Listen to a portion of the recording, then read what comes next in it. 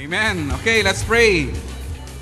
Father in heaven, marami pong salamat sa inyo sa araw na ito, Panginoon, ay pinagkaloob niyo sa amin, O God. Truly, Lord, we believe that you have something great, O God, for all of us, more than we could ask and imagine. Father in heaven, you are freely to search our hearts. Anything, Lord, that will hinder, O God, your word sa amin po mga buhay. You are free, O God, to search and to remove every barriers, every hindrances, O Lord God, that the enemy has put in our hearts. Lord, we surrender our will to you and let your sovereign will, O God, be fulfilled in our lives. And I declare, Lord, na sa paglabas po namin, Panginoon, dito, lahat, O Diyos, ay tunay at lubos na pinagpala, O God, ng inyong pong mga salita. Maraming pong salamat, Lord, for you are the giver of wisdom, the giver of understanding, and the giver of knowledge, O God. That's why, Lord, this is the assurance that our victory is ours. Thank you, Holy Spirit, for you are here and ministering to each and every one of us. Thank you, Lord. This is our prayer. In Jesus' name, amen. Amen. Okay, so before I start, the Lord convicted me to call all the first-time attendees. Sige po, yung mga VIPs. Hallelujah. Palakpakan natin ang Panginoon. Ang dami po ng ating mga first-time attendees. Okay, so you came here not just to attend the church and just to hear the message of the Lord, to be inspired and to be motivated. So the very purpose of God why you are here is for you to receive the gift. Okay, and that gift is called salvation. So salvation is free but not cheap because someone had paid it. And it is our Lord Jesus Christ. So now, you are here, and God is offering you this gift. Amen? So all you have to do is to freely accept it. Amen. Do you understand? So why, I just want you to know and to understand why you must be saved. Okay, especially for those who have attended first time like this kind of congregation. No. So why we need to be saved? Because why? The Bible said that all have sinned and fall short of the glory of God. Who among you did not commit sin here? For sure, nobody will raise your hand because every one of us is guilty of sin. Small, little, major or minor, there's no brand or there's no level when it comes to sin. Sin is a sin. And if you have sin, the Bible said, the wages of sin is death. And death means eternal separation from God. So now, like last week, the topic was the advocate. And who is our advocate? The Lord Jesus Christ. So we need an advocate. We need a Savior so that we can be freed from this penalty. Amen. The penalty of sin, the Bible said, is death. It means eternal separation from God, or commonly known as hell. Amen? So, the Bible also said that our good works cannot save us. That our good works, if you will offer it to God, and without Christ in your heart, it is like a filthy rag in front of Him. And the Bible also said that all have fall short of God's glory, means God's glorious standard. And what is the standard of God? Holiness. When you break one law, it means you are a lawbreaker, and that is forever. Nothing can change that. Amen?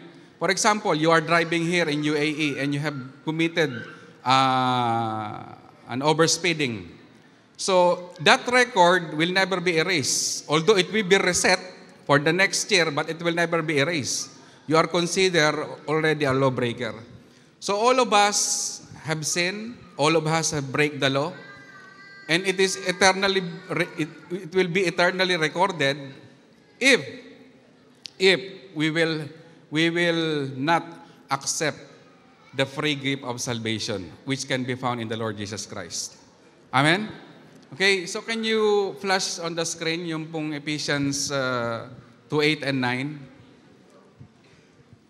Okay, so sabi po doon sa, on that verse, it is mentioned For by grace, pwede pong para mo pakita. Yan. See, Ephesians 2:8-9, for it is by grace you had been saved through faith. Okay, through faith. And it is not from yourselves.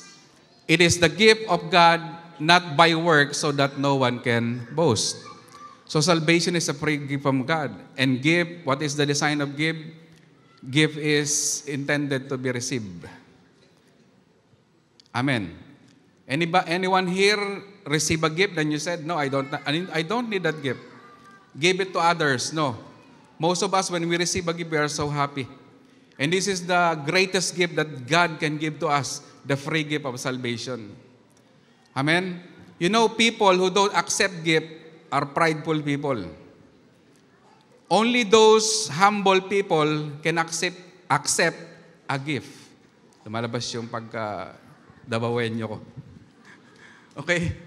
So, is it clear to you that not your good works, not because you are going to church, not because you are helping your neighbor, you are doing this and that, you will go to heaven? No. It's not the right thing to do. If you want to enter heaven, the Bible said, Ephesians 2:8-9. Amen. Okay, so how to accept the free gift of salvation? Right? The Bible said through faith. Through faith in whom? In the Lord Jesus Christ. In the finished work of Christ. So, how you will accept Christ through faith? It is by your confession and by declaration. That is written in Romans 10:9-10. The Bible said, if you declare with your mouth Jesus is Lord, okay, and believe in your heart that God raised Him from the dead, you will be saved. For it is with your heart that you believe and are justified, and it is by your mouth that you profess your faith and are saved. So, you have to confess publicly and with sincerity in your heart that Jesus is Lord. Amen. And the Bible said, you will be saved. So, is it clear to you? Okay na po ba tayo? Okay, I will lead you in this prayer, which is called the prayer of acceptance. So, through this, I'm bringing you to a relationship with God, not into a religion. Amen? Because the Bible said, it is not mentioned in the Bible, that when you join a specific religion, when you believe a specific leader in the church, you are going to be saved or you're going to heaven. There's no verse in the Bible that you can found that thing. Okay? So for you to be saved, you must accept, you must declare in your mouth, in your lips, that Jesus is Lord. Amen? So are you ready? Just follow me. Can you raise your right hand? And repeat after me, declare Jesus is Lord from your heart. Congregation, extend your hands to them and intercede. Lord Jesus, come on, first time attendees, you can open your lips. Even it is a whisper, it is considered as a shout in heaven. Lord Jesus, I thank you for this special day. You have brought me here in this place to receive the free gift of salvation. With all my heart, I accept it. I consider myself a sinner, and I need an advocate. I need a Savior. And thank you, Lord Jesus, for your finished work in the cross of Calvary, and for your precious blood that cleansed me, that redeemed me, that forgiven me, that justified me, and sanctified me. From now on, I declare in my lips, in my heart, that you are my Lord and my Savior of my soul. From today, I declare that I'm already saved. Thank you, Lord Jesus, for your love on the cross. and help me to do the things that is in accordance to your will. Thank you, Lord Jesus. This I pray. Amen. Amen. Hallelujah. So today, we are going to discuss about the subject, blessed all the time. Sabi mo, blessed all the time. Blessed all the time. Yan.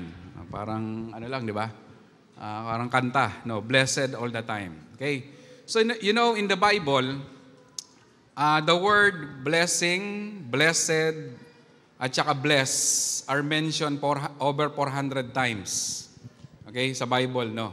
If you are going to read the King James version, makikita mo yung word na bless, blessing, at saka blessed, over 400 times siyang nabanggit sa Bible.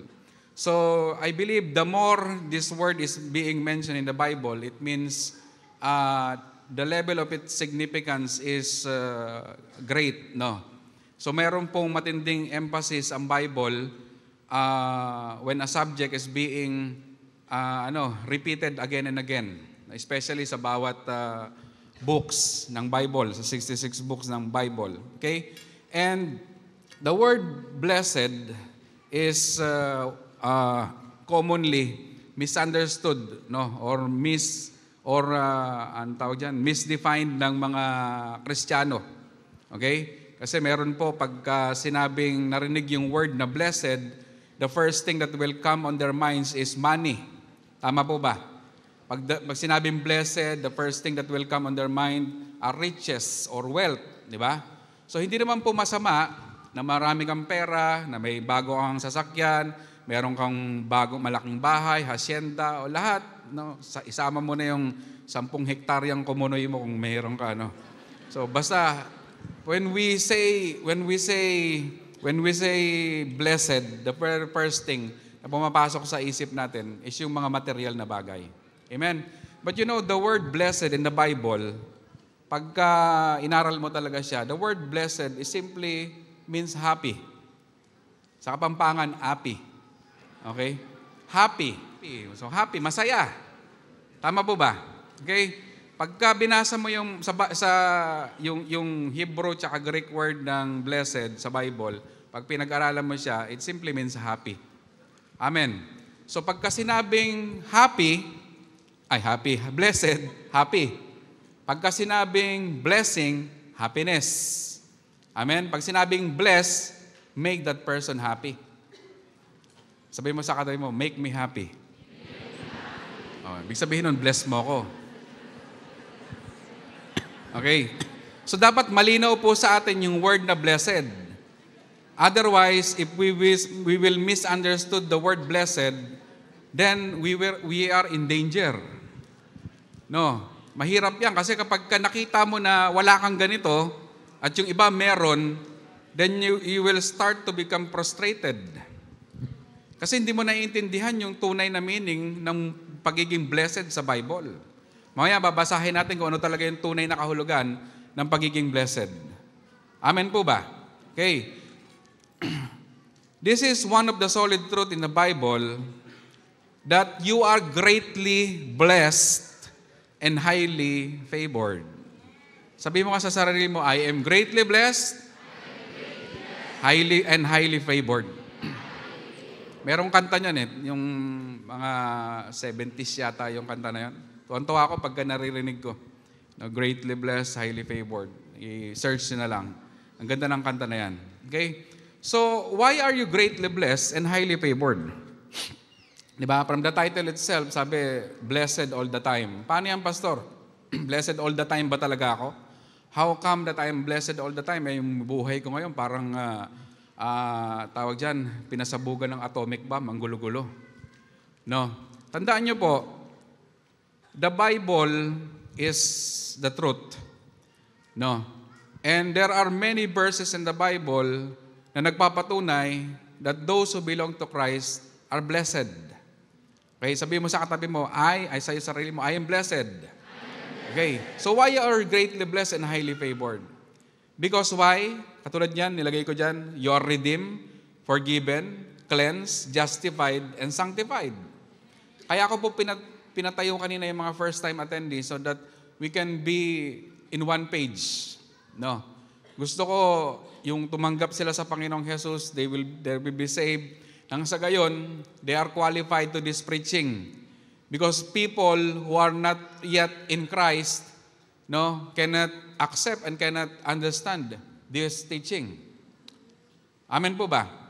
Okay, so you are greatly blessed and highly favored because again, you are redeemed, forgiven, cleansed, justified, and sanctified. Ano ibig sabihin yan? You are saved. You are no longer going to hell. Hindi ka ba happy nun? Hindi ka na mapupunta sa impyerno? Parang hindi naman yata.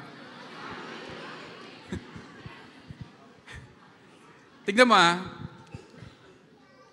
ilang beses kang gumawa ng kalokohan, ilang beses nating binayulate yung kalooban ng Diyos. Diba? Ilang taong ka nung makakilala ka na sa Panginoong Jesus? Ilang taong ka na nung isinorender mo ang buhay mo sa Diyos? Diba, nung kailang ka na, mga 30 years old, ganyan. Bihira kasi yung sumusurrender talaga sa Panginoon nang nandun pa sa age ng mga kabataan, di ba? Mostly yung kapag medyo tinamaan na ng sakit, dun yan susuko. Pagka tinamaan na ng consequence sa buhay, dyan na yan susuko. Pero mapalad yung wala pang consequence, wala pang dararanasan, tapos sinurrender na nila yung buhay sa Panginoon. Amen? So imagine how many years of existence that you're living in sin. Tapos all of a sudden, isang iglap lang, nung tumanggap ka sa Panginoong Jesus, you believe on His finished work in the cross of Calvary, you accepted Him as your Lord and Savior, then in a snap of a finger, kalas, burado na lahat ang iyong kasalanan. Hindi ka pa mapapabackdive dun sa tuwa. Di ba? Dahil wala na yung, binura na ni Lord lahat ng kasalanan mo. And you know what is being justified? Napawalang sala ka. Sa mga totoong ligtas, yung ginawa ng ating Panginoong Jesus ay pagbabayad sa ating mga kasalanan na nagawa natin sa nakaraan, ngayon, at maging sa susunod na panahon. Sa mga totoong ligtas. Di ba? That's why the Bible said, yung verse na ginamit ni Pastor Jam last week, di ba? Sabi, I write this thing to you so that you will not sin. But, sabi, if someone does sin, we have an advocate and that is the Lord Jesus Christ. Kung sakali daw na magkamali ka, magkasala ka, meron kang advocate. Amen. And that is the gospel. Maliwanag po ba? So ngayon, blessed ka? Highly favored ka ba? O di ba? Kahit wala kang kotse, wala kang bahay, wala kang milyon sa account mo, you are greatly blessed and highly favored because you are no longer going to hell.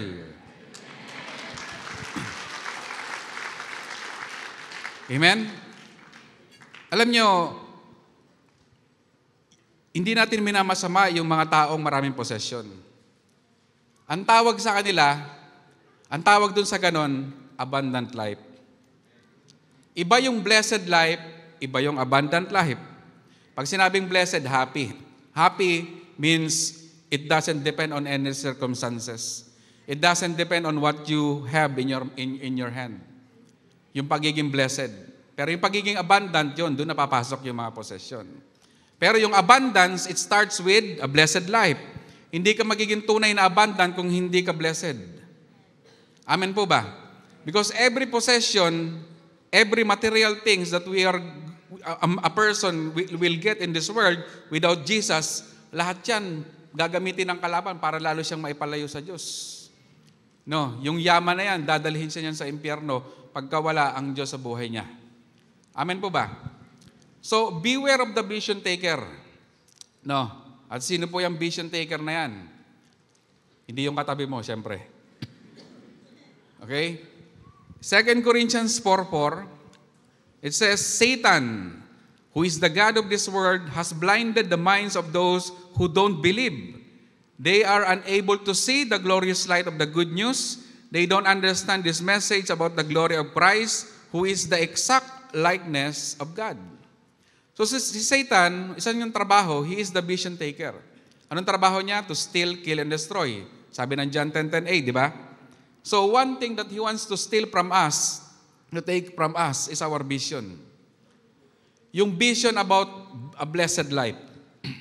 He wants to change the definition of being blessed into being materialistic.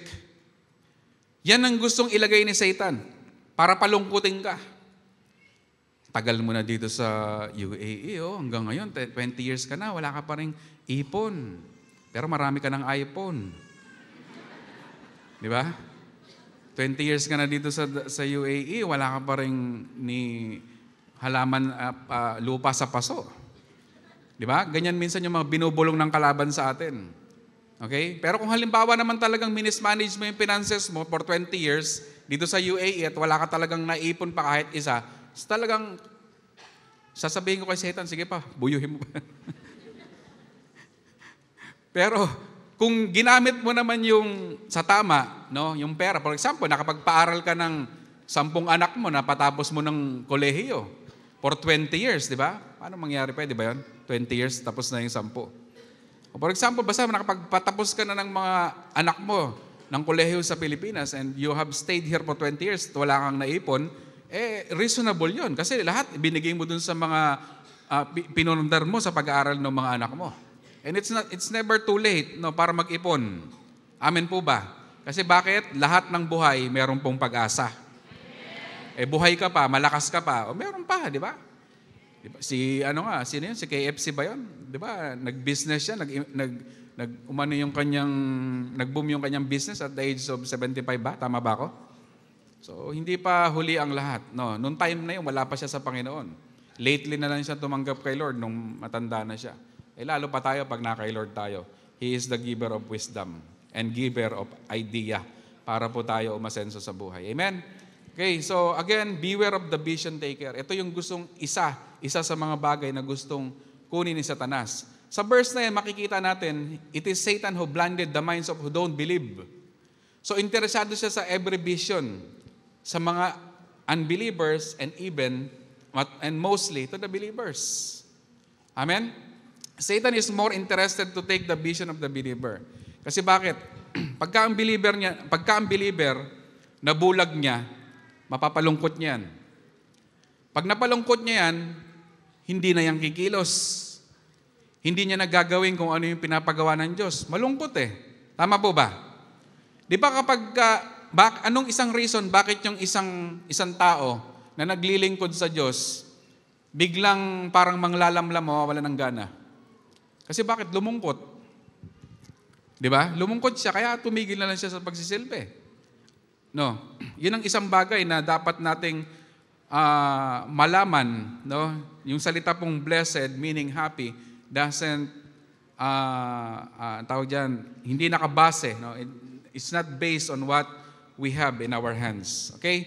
So, ngayon, one story in the Bible which is can be found in the book of Judges. Alam natin po yung story ni Samson, di ba? Sabi ko, Satan is more interested to take the vision of the believer, and this is one of the example in the Bible that in Judges 16:21a, sabi, so the Philistines captured him, si Samson, no, and gouged out his eyes. Di ba? So, hindi kayo nagtanong, sa dami-dami ng pwedeng gawin kay Samson nung nahuli siya ng mga Pilistin, bakit yung mata pa kaya niya yung kukunin?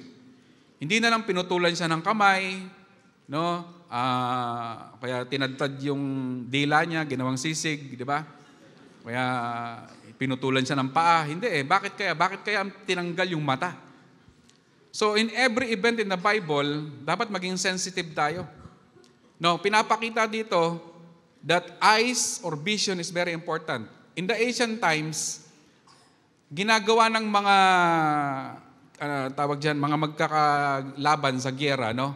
When they captured their enemies or their enemy, ang ginagawa nila, one thing is to humiliate their enemy, is to gouge or remove their eyes. No, isang bagay 'yon para i-humiliate yung kalaban. Another thing is yung gahasain, yung mga kalaban nila, ginagawa nila 'yon. That is one thing. That you can found that in Genesis. Yung gustong rapin yung mga bisita ni Abraham. No, ang purpose nila noon hindi lang para makipag-sex sa same sex, sa same gender, kundi humiliate yung mga tao na yon. Okay. So dito makikita po natin that the Philistines captured Samson and after that gouged his eyes. So spiritually, in spiritual application, no, the Philistines stands or they represent the side of the enemy. Okay? At yung vision po dito, yung eyes, yung physical eyes ni Samson represents our spiritual eyes, our perception. No? At yan ang gustong-gusto ni Satan dukutin. Pero bago madukot yung iyong vision, yung iyong spiritual na mata, first, you will be captured. Si Samson ba, dinukot na lang bigla yung mata? Dumating yung Philistine tapos dinukot? Hindi. He was captured first. At bakit siya na-captured? Yun ang tanong. Di ba? Bakit siya na-captured? Because he disobeyed God. Anong sabi sa kanya? Anong sabi ng Lord sa nanay niya? Huwag iinom ng alak. Okay? Huwag magpapagupit. No. Kaya yung mahilig magpagupit dito, hindi yung biblical. Biro lang. Huwag magpapagupit. Ano pa? Huwag kakain ng mga unclean food. All these three he violated. Plus, he married a foreigner. Apam. Hindi. Yung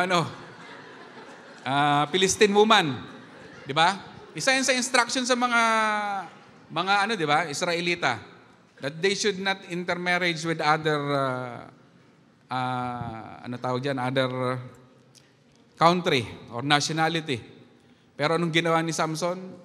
He married a Philistine woman. So, he disobeyed God. He sinned against God.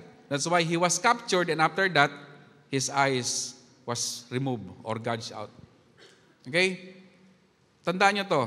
Sin binds, then blinds a believer. Sabihin nga natin, sin binds, then blinds a believer. Bago kanya bulagin ng kalaban, sa pamamagitan ng, gagamit siya, siyempre, yung kasalanan nga, di ba? The enemy will push us to disobey God. So when we sin, first, it will binds us. Di ba? Pag sinabing bind, igagapos ka. Pagkatapos kang i-bind, then he will blind you. Okay? Pastor, wala naman akong ginagawang mali Hindi naman na po ako nang bababae ngayon. Hindi na po ako nang lalalaki. Hindi na po ako naglalasing. Hindi na po ako nagbibisyo. Basta lahat, di ba? Yung dating buhay mo, iniwanan mo na talaga, especially yung mga immoral na bagay. No? Maring iba sa inyo ganun. Pero alam nyo ba, that the reality, the sad reality inside the church is that many avoid the sin of commission but engage in the sin of omission. Hindi porke iniwan mo na yung buhay mo, sapat na yon na hindi ka na nagpapatuloy sa pagkakasala. Okay?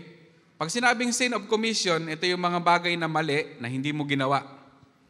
Pero yung sin of omission na sinasabi ng Bible sa book of James, yung bagay na alam mong tama pero hindi mo ginawa, nagkakasala ka pa rin. Okay? Tanungin ko kayo kumusta yung prayer life mo? Okay. Siguro kung merong lalabas na ahas dyan sa ilalim ng upuan, tapos tutuklawin yung mga ayaw, tamad mag-pray, siguro marami dito yung tutuklawin at bigla na lang maninigas dyan. Naniniwala kayo doon? Is prayer commanded in the Bible? Yes or no? Siyempre, ibig sabihin, command yun. Di ba? Pag command, anong command? It is designed or subjected to be obeyed. O bakit hindi ka nagpe-pray?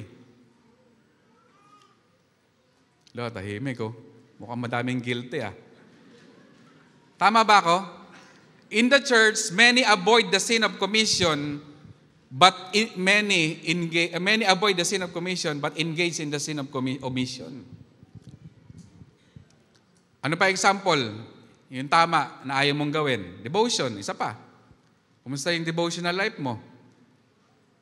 Diba? Prayer is one thing. Another thing is devotion. Sabi ng Bible, keep this book of the law always on your lips. Meditate it night and day. So, ibig sabihin, every day ang devotion. Hindi yung kung kailan mo lang feeling. Medyo problemado ako. Teka, Bible.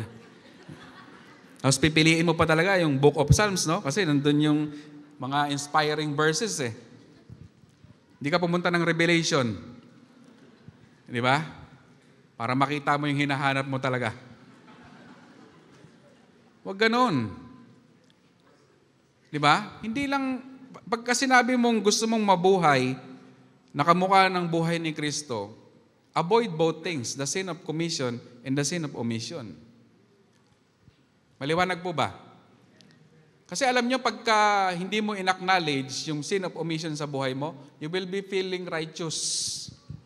And you will look at self, you are better than others, which is hindi naman talaga. Di ba? Hindi ka na nga nambababae, pero hindi ka naman nagpipray. O anong ang pinagkaiba nun?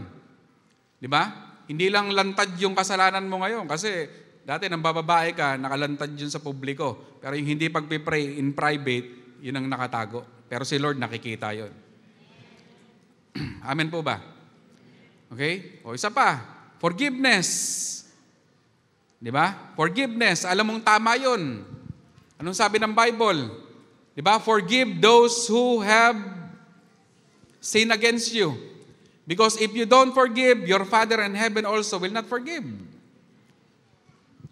Tama po ba? Sabi ko nga sa isang post ko, itong panahon na to, it is no longer the time of discerning what is right from wrong. Madaling i-identify yun eh. Pero yung identifying or discerning right from almost right, yun yung mahirap. Kailangan filled ka ng Holy Spirit, filled ka ng Word of God for you to identify those things. Ito, mukhang tama. Papatawarin ko siya pero hindi ko na siya papansinin. Mukhang tama, no? Kung gawin kaya sila ni Lord John. Tama? Nak, papatawarin kita pero hindi na kita papansinin, ha? Kahit anong prayer mo, hindi kita papansinin kasi, okay na, pinatawad na kita eh. Tama po ba? Mukhang tama, di ba? When we forgive, talagang forgive as the Lord forgives. Yun yung basihan eh. Basahin mo sa Bible. Sa, sa isang epistle ni Paul. Forgive as God forgave us in Christ Jesus. Yun ang basihan ng forgiveness. Kaya kung magpapatawad ka, tapos hindi yung klase ng pagpapatawad ng Diyos sa atin, you are still in the bondage of unforgiveness. And unforgiveness hinders your prayer. No, Mark 11:25 nakasulat doon. When you are praying, dapat ipatawarin mo daw yung mga tao na meron kang grudge. Okay? So that the Father also will forgive you. Kasi bakit? Psalm 66:18, sabi ni David, if I cherish sin in my heart, the Lord will not hear. And unforgiveness is a very powerful sin that will hinder our prayers. Kaya kung ako sa'yo, magpatawad ka. Kung hindi, tuwad ka dyan. Tama? Sabi mo sa katabi mo, magpatawad ka na, bebe. Kasi baka may kagalit siya. Okay? Okay, tama na. Pinatawad ka na. Isang bagay na gusto tayong bulagin ng kalaban is yung area po ng ating purpose. Sabihin mo nga purpose. Okay? The enemy wants to be blind about our purpose. Look at this verse. 2 Corinthians 5:15. He died for everyone so that those who receive His new life will no longer live for themselves. Instead, they will live for Christ, who died and was raised for them. Ulitin ko Instead, they will live for Christ. So, yung pala, yung main purpose ng lahat ng mga sinave by grace through faith na sinasabi ng Bible. Ngayon, hindi na dapat tayo yung hindi na dapat tayo nabubuhay para sa ating sarili, kundi nabubuhay daw dapat tayo para kay Kristo. Amen. Malinaw po ba? Kailangan pa ba nating gumamit ng mas light na translation? It's very clear, di ba? Sabi, instead, they will live for Christ. And what does it mean, living for Christ? Di ba? Anong ibig sabihin ng living for Christ? Simply is just doing your purpose. No, whatever purpose that you have received from God, that the Lord has revealed through His Word, through your leaders, yun yung purpose mo. Yun yung ibig sabihin ng living for Christ. Hindi lang yan sinasabi, may kasamang gawa yan. Amen? As si Satan, ayaw na ayaw niyang makita mo, madiscover mo yung purpose mo sa buhay. Kasi pag nalaman mo yung purpose mo, ang mangyayari niyan, marami kang gagawin para sa kingdom ni Lord. Imbis na marami siyang maisasamang tropa sa impyerno, no, mahahadangan mo pa kasi nga gagawin mo yung purpose mo. Especially, soul winning. Amen po ba? Okay. So, anong kinalaman ito dun sa pinag-uusapan natin na blessed all the time? Okay? So, yung purpose na ito that we should live for Christ, okay? May kinalaman ito doon sa blessing na ating matatanggap sa Panginoon. Okay? At si Satan, gagawa siya ng paraan, lahat ng makakaya niya, para i-manipulate niya ang lahat ng bagay para ma-disfocus ka doon sa paggawa mo ng purpose. Di ba? So, ang gagawin niya, katulad nung sinabi ko nga sa inyo kanina, he will whisper in you and he will tell you that you are not blessed enough. He will tell you, uy, wala kang ganito, wala ka pang ganyan, siya may ganito na, ikaw wala pa, kasi ikaw naman makikinig ka naman. Diba lahat ng galing sa kalaban kasi nungalingan because he is the father of lies. Tapos makikinig ka. Diba? Pagka may negative agad na nare-receive ka, dapat nire-rebuke mo agad yun. Gusto mo ba yun? Masaya ka ba? Nakikinig ka ng kasinungalingan? Diba galit ka nga pagka binobola ka? Yung pag may mangungutang sa'yo, dahil pang pa-segue. No? Gwapo mo ngayon. Parang, iba yung tayo mo, parang ano. Diba? Diba galit ka nga pag binobola ka? Wala kang bulahin, sabihin mo na kung anong gusto mo. No? Tapos si Satan, pag kinakausap ka, ina-insertan ka ng negative things, ini-entertain mo. Okay? So, ngayon, pagka nabola ka ni Satanas na you are not blessed enough, then you will live your purpose. And what is your purpose? That you will live for Christ. So, anong gagamitin niya? Yung personal dream mo. Meron ka bang personal dream? Sabi mo sa katabi mo. Okay? Lahat po tayo dito, naniniwala ko merong personal dream. Okay? Lahat. Wag ka nang mag-dream na manalo ka sa Miss Universe. No? Wag mo nang isama sa personal dream mo yun. Most of us here, when we talk about personal dream, yung pag-asenso ng buhay, tama po ba? Common yan. That is our common denominator. Wala naman dito sigurong nangangarap na mamatay ng naghihirap. Lahat tayo dito, gusto natin pagka namatay tayo, yung bang umabot tayo dun sa platform of success. No? At marami tayong mga possession to enjoy and to give to others. Yun yung gusto natin, di ba? So that is our personal dream na gagamitin naman ni Satanas para iwanan natin yung ating God-given purpose so that you will no longer live for Christ. Okay? Tandaan nyo to. Our personal dream is the enemy of our God-given purpose. Sabihin mo sa katabi mo, personal dream, kalaban ng God-given purpose yan. Walang masama kung meron kang pangarap. Pero sa pangarap mo, huwag mong iiwanan yung pinapagawa sa'yo ng Lord. Amen po ba? Especially if you have something that you are doing in the ministry, no, dito sa church na ito, And then because you just want to pursue your personal dream, tapos iiwanan mo. Huwag pong ganun. Amen? Inuulit ko, hindi po masama na mangarap ng personal. Pero sa pangarap mo, huwag mong kakalimutan, huwag mong iiwanan yung bagay na pinapagawa sa iyo ng Diyos. Amen?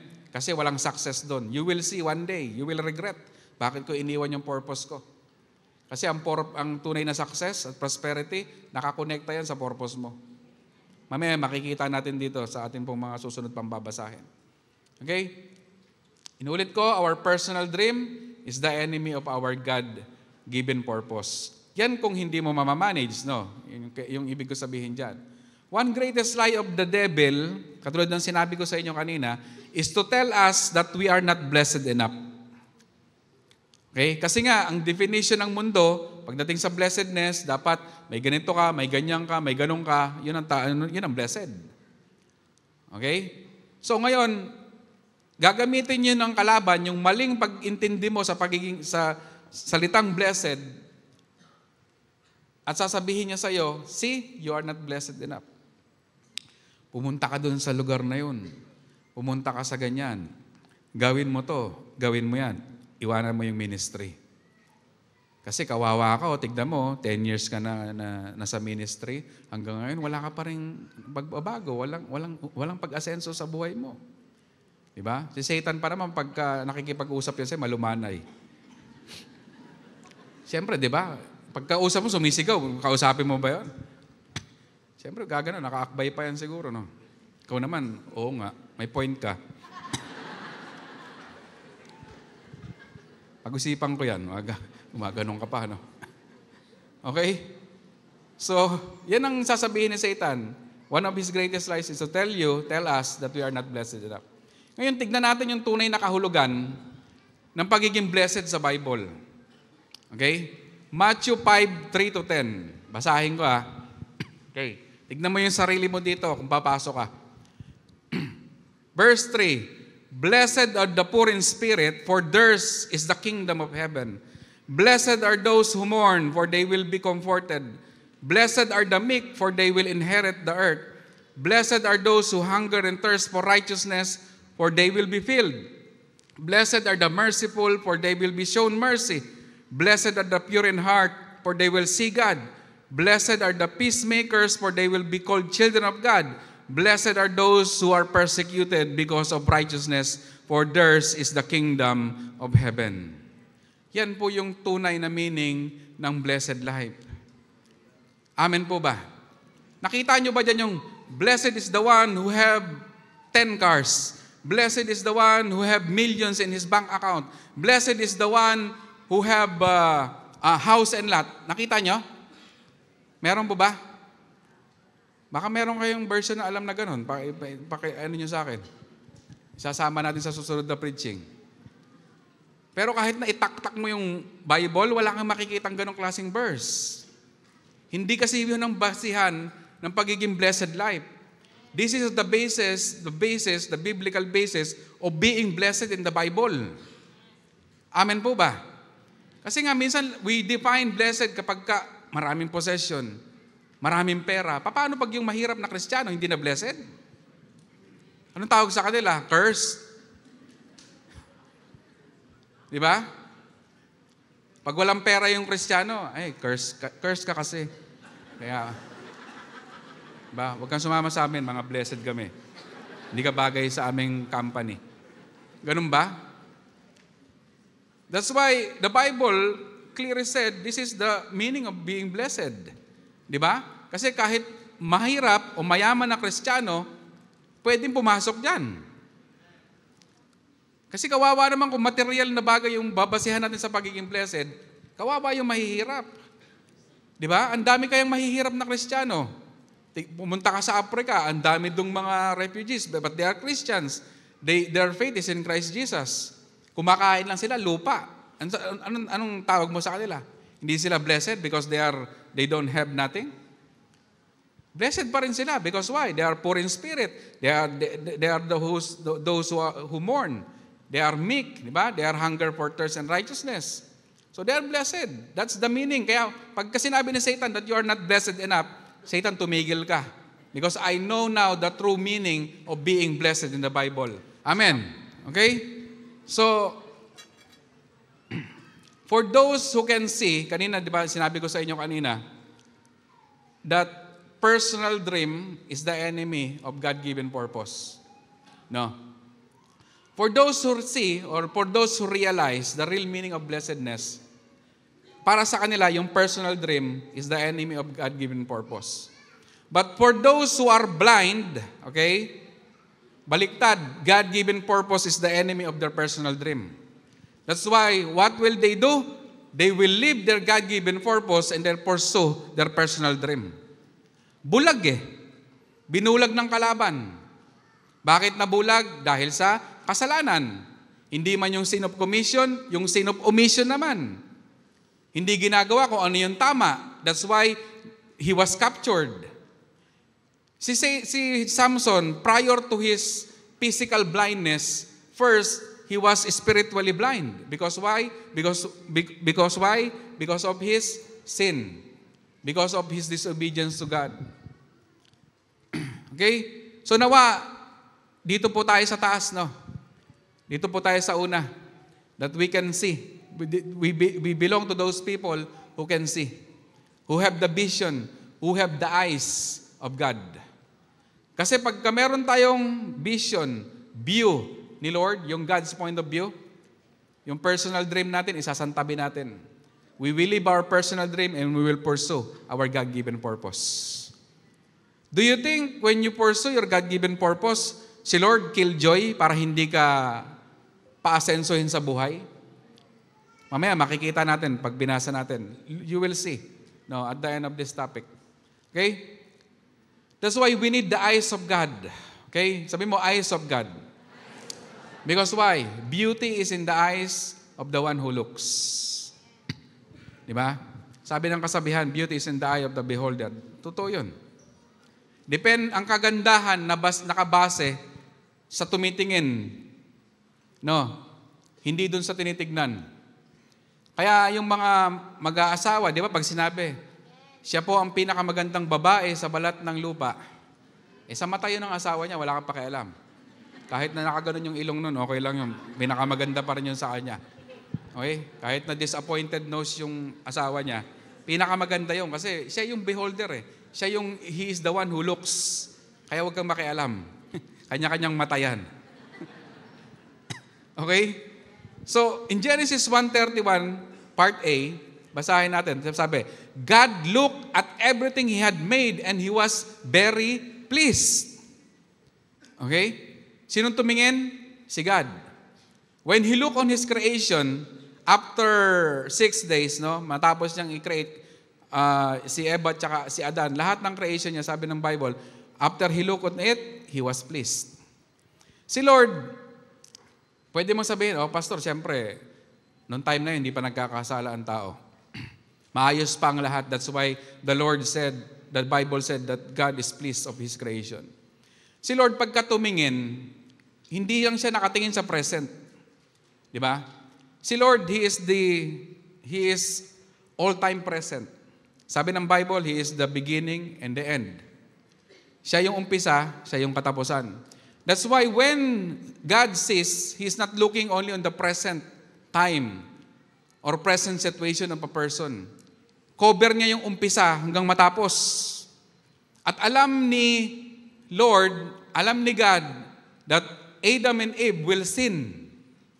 Alam ni God that one day that the beauty of His creation will be ruined by people. Pero sabi pa rin niya, He was pleased, sabi ng Bible.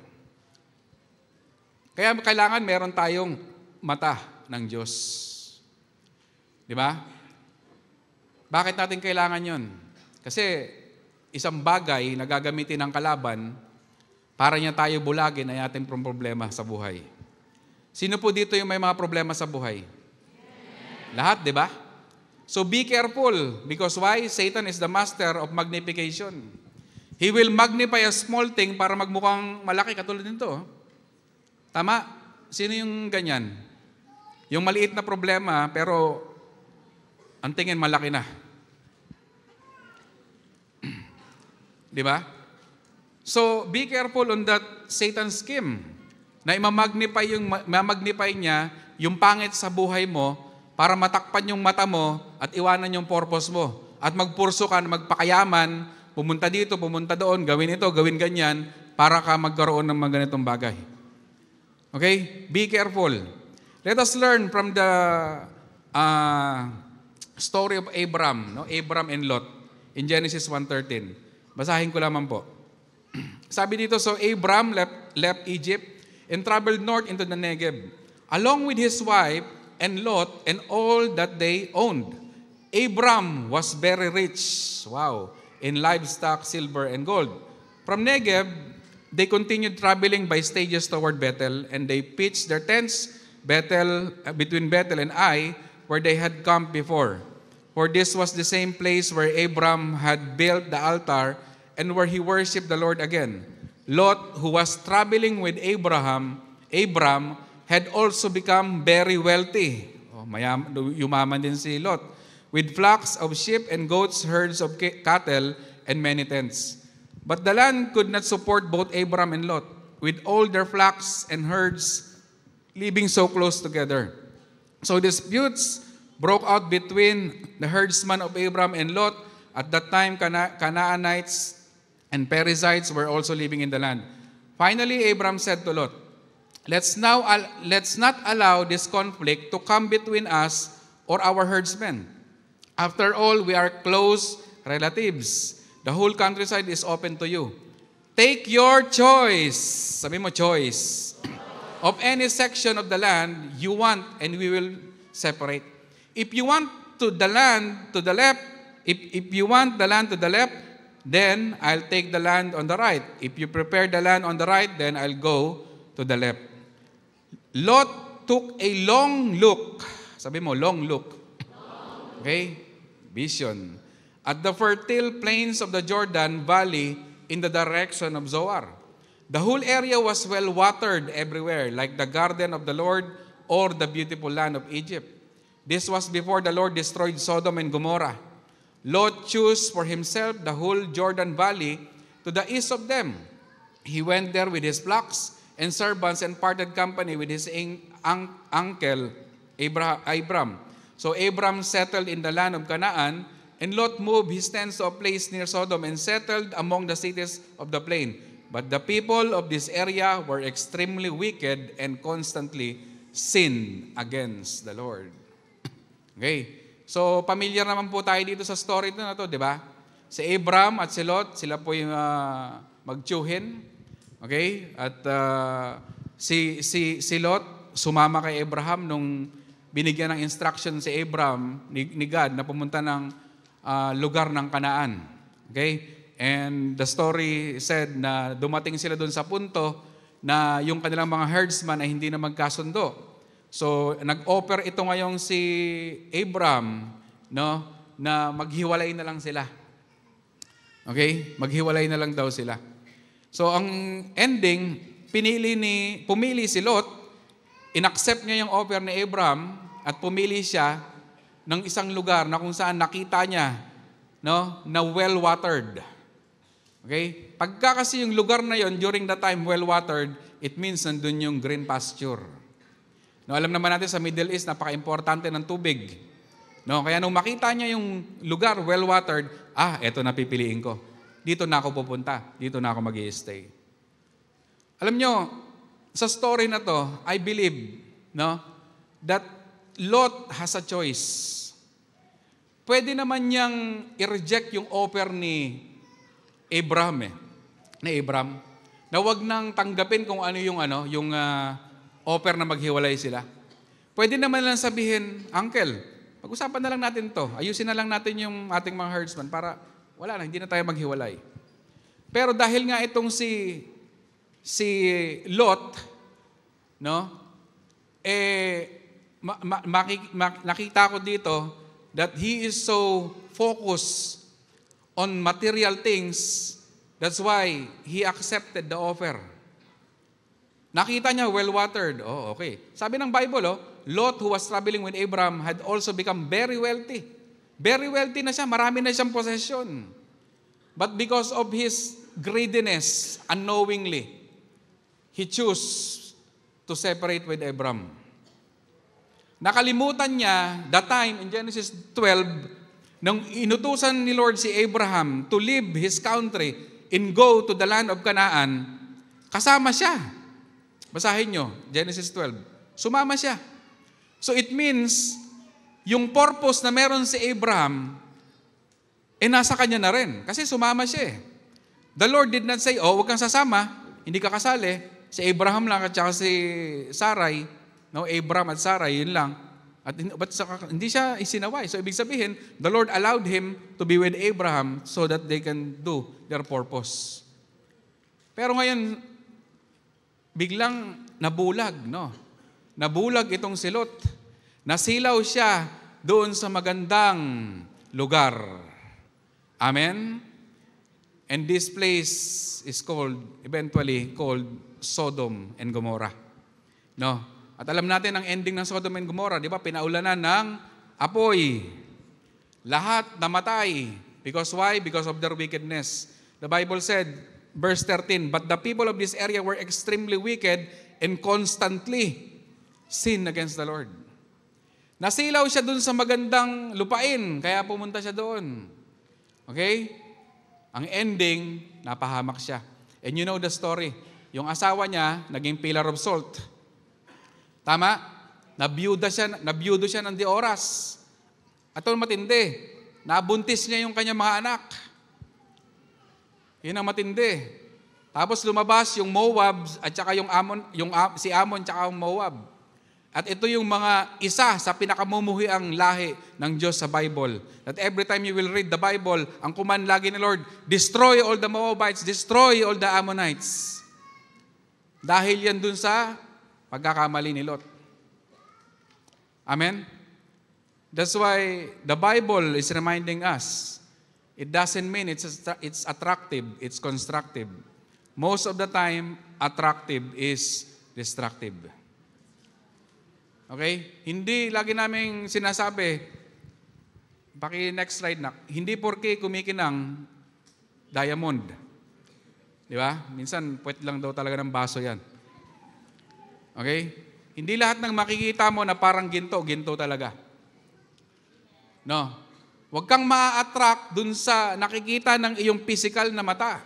Because the Bible said, the righteous will live by faith and not by sight. By faith, not by sight. Inulit ko, by faith and not by sight. Kasi tayo nakabase kung saan nakikita eh. And then eventually we'll decide, maganda dun ah. Di ba? Mukhang okay dun ah. Mukhang aasenso yung buhay ko dun ah. Mukhang yayaman ako dun ah. Lord, pasensya na. I have to live my purpose and I will pursue my personal dream. Si Lord iiyak. Alam mo bakit siya iiyak? Dahil naawa siya sa'yo. Hindi siya iiyak kasi nasaktan siya Iiyak siya dahil nakikita niya kawawa ka. You are going out in the circle of His will, in the center of His will. We always say that it is like a ship, when a ship goes out from the ship pen, magiging merienda siya ng wolf. Ganon din yung isang Kristiyano, pag lumabas yan sa kalooban ng Diyos, sigurado puputaktahin niya ng spiritual na mga lobo. And later on, he will see, ba't nagkaganito yung buhay ko? Lumayo ka sa kalooban ng Diyos eh. Yun lang yun. Amen po ba? You will see, si Abram, sabi niya, mamili ka. Pag pumunta ka sa kaliwa, sa kanan ako. Pag pumunta ka sa kanan, sa kaliwa naman ako. Tama ba sinabi ko? Parehas lang. Basta yun na yun. Left ka, right ako. Pag nag-right ka, left ako. Si Abraham, he was so confident of saying that. Kasi pwede namang gawin ni Abraham na lang kasi naging Abraham naman siya later on, di ba? Na hindi na niya papiliin. Pwede niya sabihin, Lot, hiwalay tayo. Akin yun dito ka. Pwede niyang gawin yun. Uncle siya. Tama? Nasa authority siya. Pero hindi niya ginawa yun. Pinapili niya. Why? Because he has the confidence na kahit saan siya, dalhin ni Lord, pagpapalain siya. Okay. Genesis 12:1-2. This is his confidence. Tingnan niya, basahin ko. The Lord had said to Abram, leave your native country, your relatives, and your father's family, and go to the land that I will show you. I will make you into a great nation. I will bless you and make you famous, and you will be a blessing to others. Ito yung pinanghahawakan ni Abraham. Yung pangako ng Diyos sa kanya, na pumunta siya doon sa lugar ng Kanaan, no, ng lugar na yon, ibibless siya ni Lord.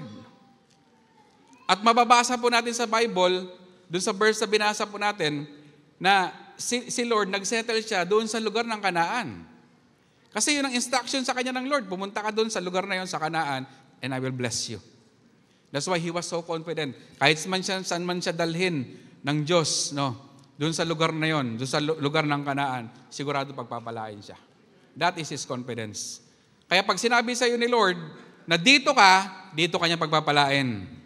Amen. Sabi mo sa katabi mo, dito ka niya pagpapalain. Okay? Huwag tayo maging katulad ni Lot na thinking, oy, green pasture, wild water tong lugar na to. Doon tayo pumunta. Kasi nandoon ang prosperity, nandoon ang success, nandoon ang pagyaman. Good luck.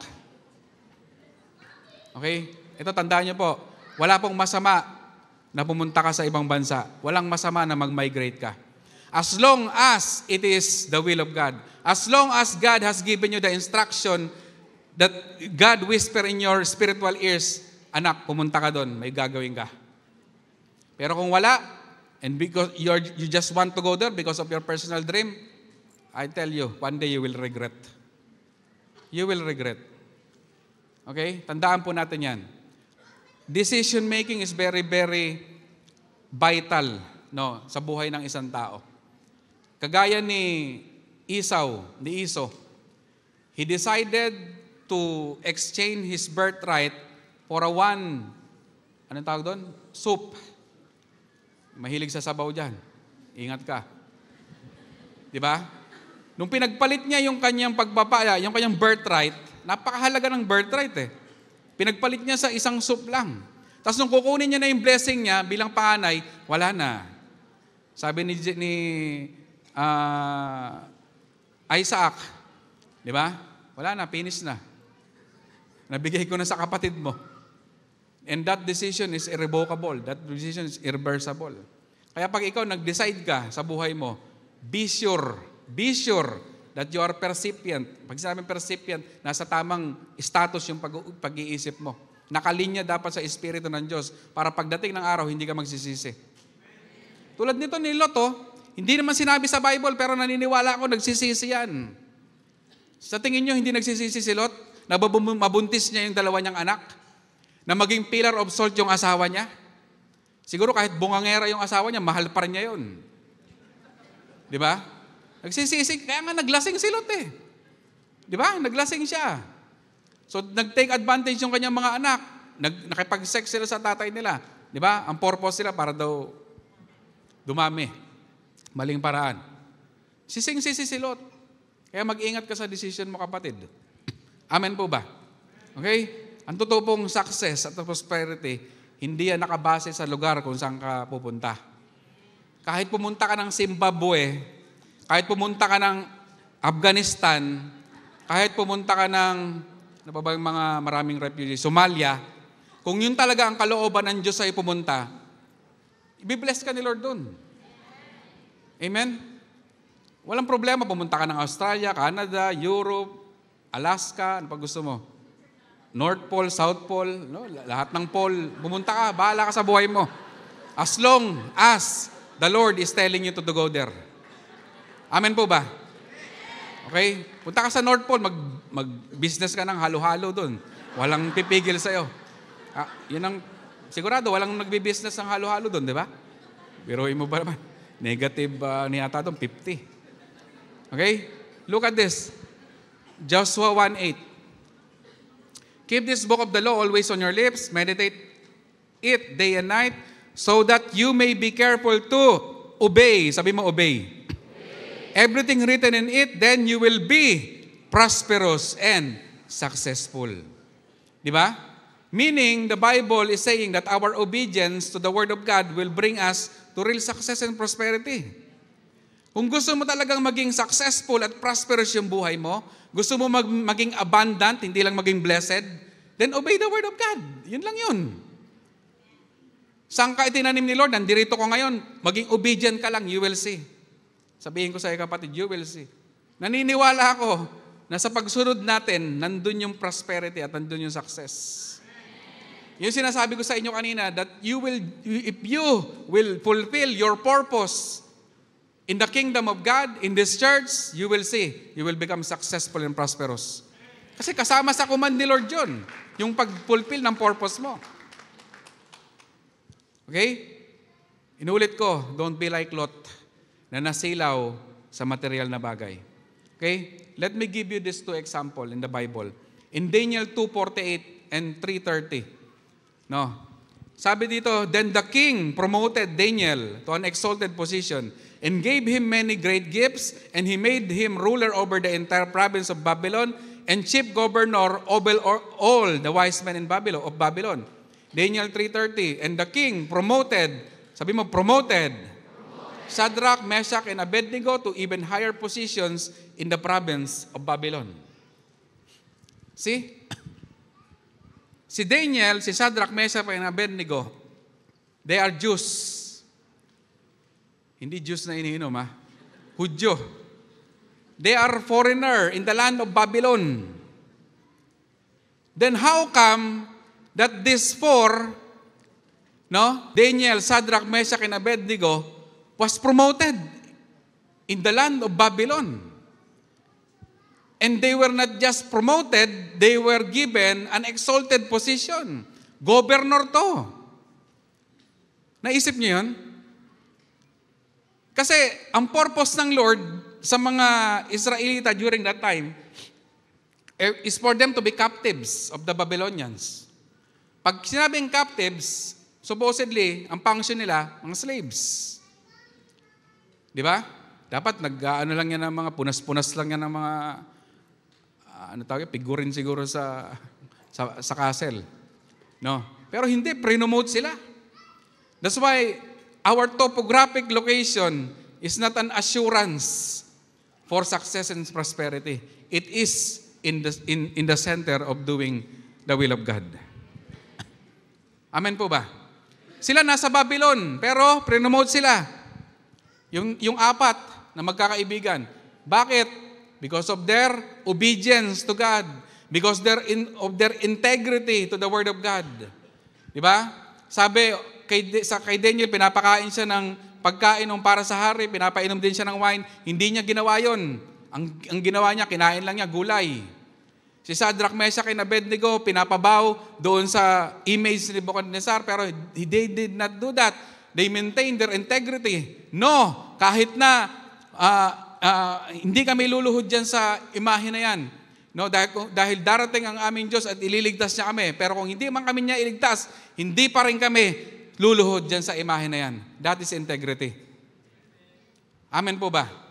Kaya kahit pitpiting ka ng sitwasyon, kahit pitpiting ka ng problema sa buhay, do not lose your integrity.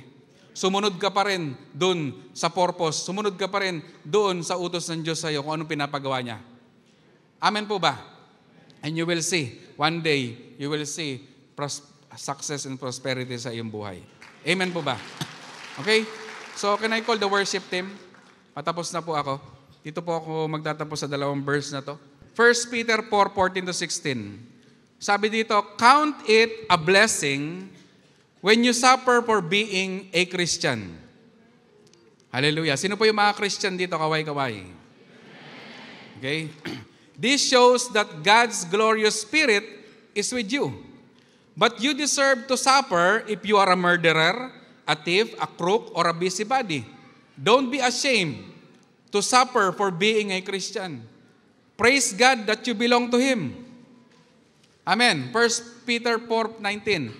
If you suffer for obeying God, you must have complete faith in your faithful Creator and keep on doing right. Amen. Tama po ba? Mahirap sumunod sa Panginoon. Sino magsasabi ng amen? Mahirap gawin ang purpose natin, di ba? Lalo na kapag yung purpose mo, you are being used by God to be a discipler. Tapos yung mga disciple mo, titigas ng ulo. Di ba parang, Lord, ayoko na. Gusto ko nang sumuko, Lord. Hindi ko naman kaano-ano to, pero bakit concerned ako sa Kanya? Di ba? Tapos bubulungan ka ni Satan, layasan mo na yan. Umalis ka na dito sa bansa na to, pumunta ka doon. Doon, andun ang tunay na blessing. I-deceive ka niya. Gagamitin niya yung mga difficult situation natin. Okay?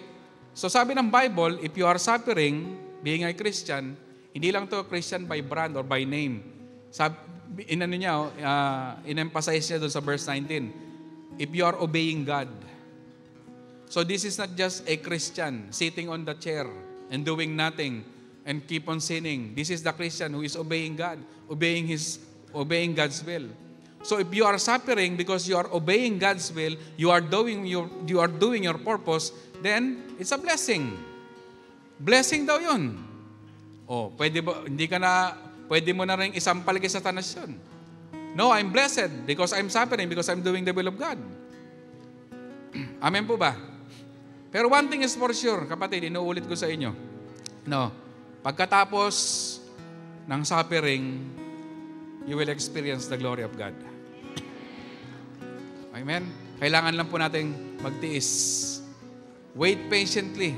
Everything that you are doing for the kingdom of God, one day, you will reap a harvest if you will not give up. Amen po ba?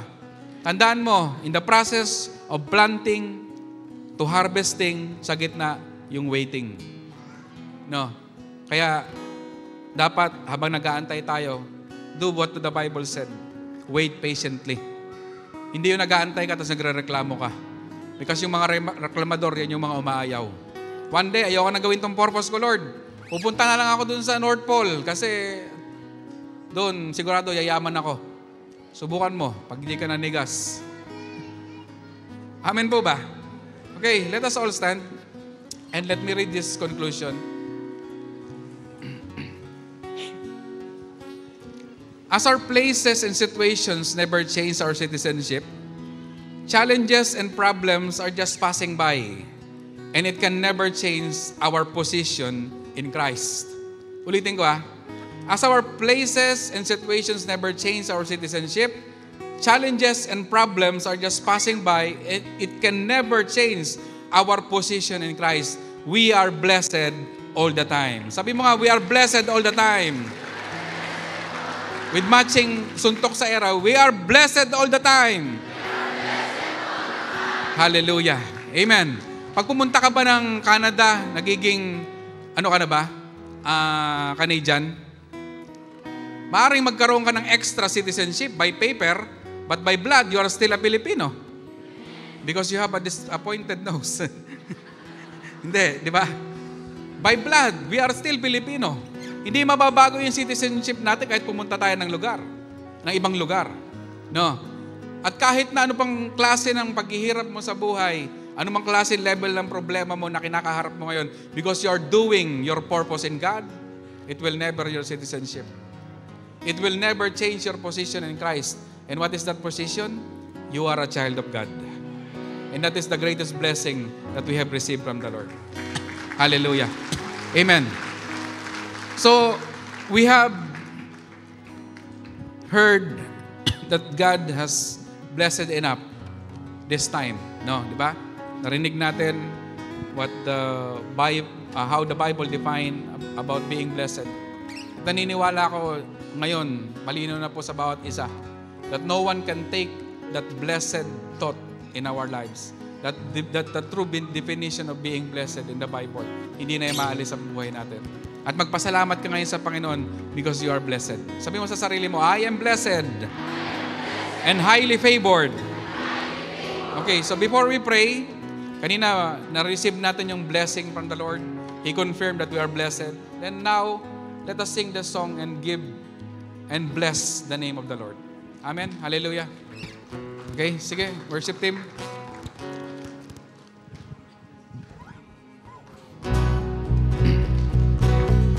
Amen. Ayan, hallelujah. Sige, palakpak sa Panginoon.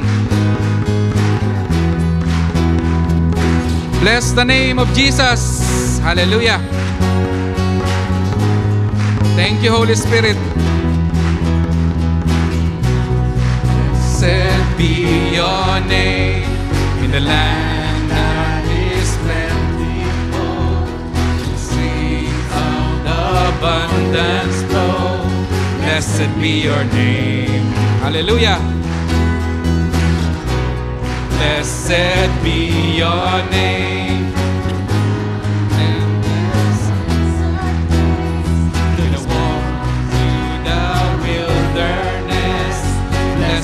Your name.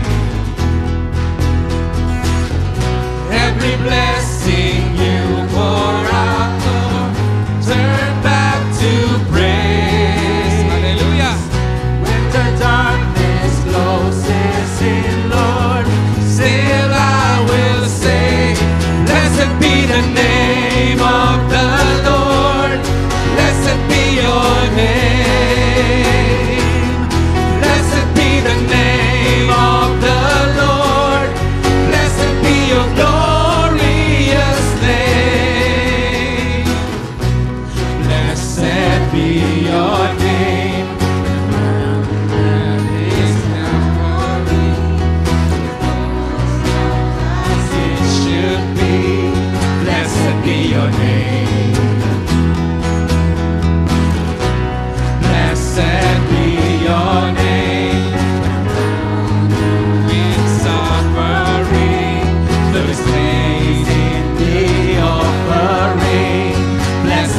Your name.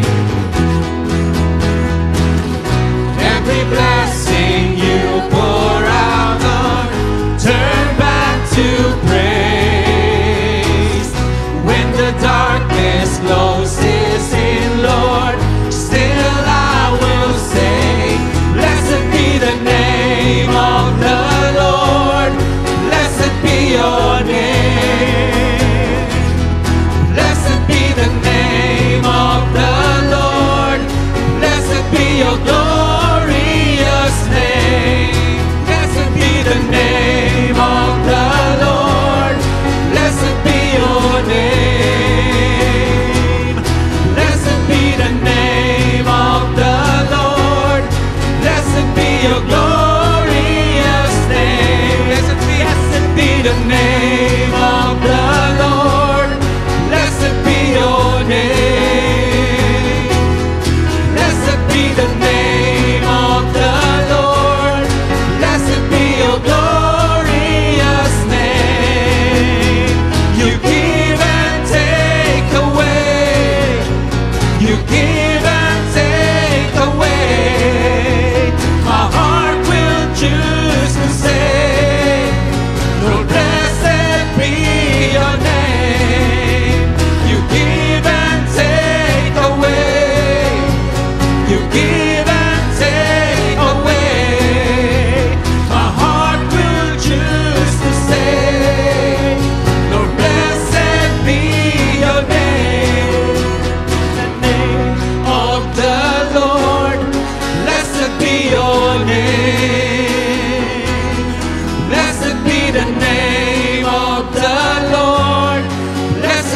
Glorious name, blessed be the name of the Lord. Blessed be your name. Blessed be the name of the Lord. Blessed be your glorious name. Without the instruments, come on, without the instruments. 1, 2, 3, go. Blessed be the name of the Lord. Blessed be your name. Hallelujah. Blessed be the name of the Lord. Blessed be your glorious name. Blessed be the name of the Lord. Blessed be your name. Blessed be the name of the Lord. Blessed be your glorious name. Blessed be the name of the Lord. Blessed be your name.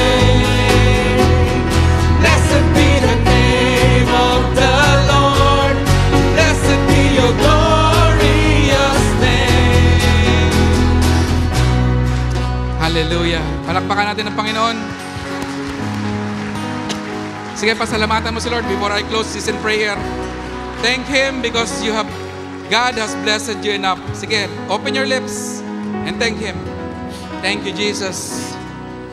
Thank you, Jesus. Hallelujah.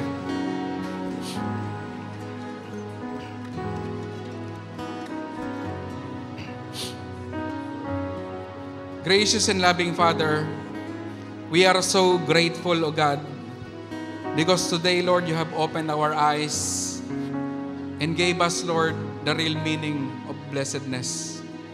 Thank you, Lord God, because it is you who made us blessed first by saving us, Lord, from the fires of hell.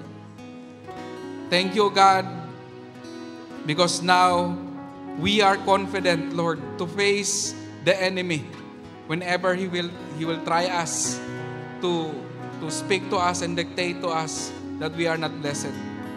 Salamat, Lord, because your word is so powerful. Your word is true. Your word is solid and unbreakable. We are blessed all the time. Lord God, may the blessing, Panginoon, that you have intended for us, that is yet to come, Lord, be fulfilled and be evident in our lives. We are praying, Lord, not just to experience a blessed life, but also to experience an abundant life, O God, that you have promised in John 10:10b. Lord, marami pong salamat, O God, and we will leave this place full of confidence, full of hope, full of fire, full of focus, O Lord God, and full of freedom as well. Lord, remind us always of this teaching that we should not be attractive to what we see by our naked eyes, but we should see, O Lord God, through the eyes of our faith. Maraming pong salamat sa inyo po, Panginoon, and we receive, O God, your blessing in all aspects of our lives, and we declare, Lord God, at this very moment that we are greatly blessed, highly favored, successful, prosperous, victorious, wealthy, and healthy in the name of the Lord Jesus Christ. Maraming pong salamat, Lord. All the glory belongs to you. In Jesus Christ's name, everybody say amen and amen. Hallelujah.